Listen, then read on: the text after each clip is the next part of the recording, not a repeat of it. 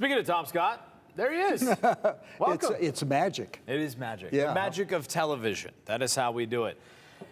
For Max, he's had a whole entire week to prepare for this one.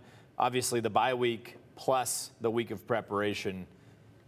What does he need to work on the most in that week, or what did he need to work on the most, and how can he improve so quickly coming into this one? Well, he was thrown into the fire against Fresno State. I mean, that was a shocking turn of events for him. So he really wasn't prepared, and he didn't play well. But now they've been able to build a game plan around him, and he'll be confident in his decisions and make them more quickly.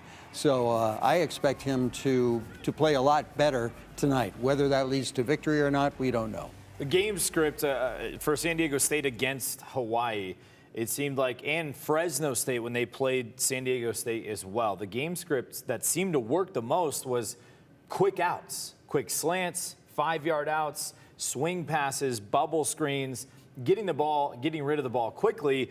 And if we get a chance to bring Jordan back in at some point here, just to kind of see, you know, the weather that's going to be going on down there, the passing game obviously is going to be a little bit rough. You can see, I mean, Jordan's got an umbrella. It is absolutely dumping out there in San Diego. How much can that help kind of getting the ball out? Obviously, it's going to be a little bit difficult, but how much can that help that game? Well, the ball's going to be slippery, so the quick outs, that's the factor in the quick outs, is if the ball's got to be on target, or there are pick sixes that could happen.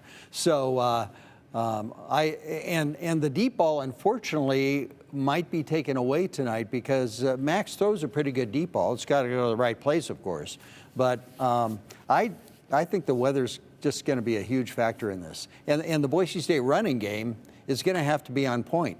And you and I were talking during the break. You know, Dylan Riley has to come back tonight. He's only had 50 yards on 18 carries in the past 2 games, you know, beyond the Fresno State game, 2.8 yards per carry. So there, a lot has to change there. But who's going to be the mudder? Is it going to be Dylan Riley? The mudder. But is Dylan Riley's speed going to be neutralized tonight, and might Sire Gaines, the more physical running back, have more of a role and more of an impact? We'll see.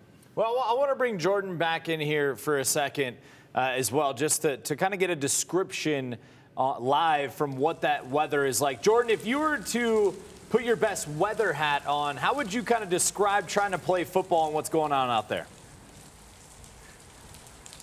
I would say if they can load up on pine tar, they should give some extra grip on the football. This is gross, man. I remember when I left for this, I was like, hey, Austin, I think this is going to be a pretty bad storm. And you said, it doesn't storm in Cali. You're going to be fine. And then we look around, and yeah, this is like little flooding action going on here behind us. I would say, yeah, to Tom's point, you got to run the football. You got to find Dylan Riley, 50 yards and 18 carries over the last 2 games. That's a pretty tough statistic to swallow for such a run-heavy offense. So I would say if you can find Dylan Riley early and often, that would be clutch. But I kind of feel like maybe, I don't know what you guys think, is this Sire Gaines' time to break out? He's been kind of quiet, but I feel like this might be his game that he breaks out and has a big opportunity here against SDSU. I think the yards are going to be something that's going to be hard to come by. Absolutely. And it's almost like you have to kind of lean on that running game to try to break this San Diego State defense, and hopefully towards the end of the game, maybe open up some passing options, but it kind of plays into Sire Gaines because of his size. He can kind of lean on that offensive line and kind of break down that defensive line over the course of the game. He had 39 yards on 7 carries against Fresno State, over 5 yards per carry. So he did okay against Fresno. They're going to have to at least surprise with the passing game so they can show that they can do it. Otherwise, play action will not work. They've got to show that they can throw the ball. So they won't be able to save anything till later in the game, because that's going to have to be a game-long thing to show that Max Cutforth is capable of throwing the ball against this defense. I think defensively, I think that's where it's a big night for Boise State, because they held Fresno to 224 yards and 35 yards passing. So that fantastic defensive performance, really. But 0 sacks and 0 turnovers forced. And they've got to get those, they got to do something in both categories tonight. We'll have a lot more to break down defensively, that is, for Boise State.